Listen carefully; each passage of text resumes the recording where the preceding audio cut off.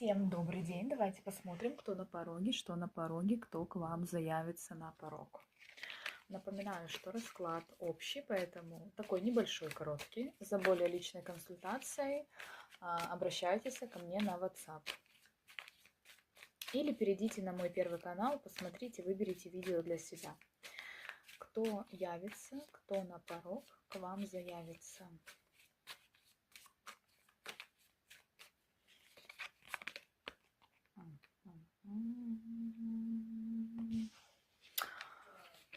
Так, смотрите.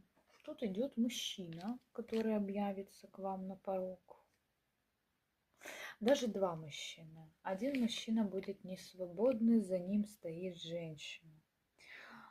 Дальше на порог заявится работа или вас быстро куда-то вызовут, надо будет менять какой-то план, возможно, да. Тут еще будут проблемы какие-то с работой на пороге у вас. Да, работа. Или вот придется на работе, как знаете, подстраиваться или менять, все-таки вы работу поменяете, скорее всего, да. Тут кто-то работу сменит, будет полная трансформация, будет полная, знаете, как полный уход с работы. Вот. Или же, знаете, тут может быть даже чья-то смерть на работе. Вот если вы работаете в больнице, тут идет хала, да, то может быть, да, даже смерть на работе. То есть если вы работаете, может кто-то умереть. Если вы работаете там с больными, вы врач. Дальше тут идет женщина на пороге, да. Но тут либо родственница, либо подруга.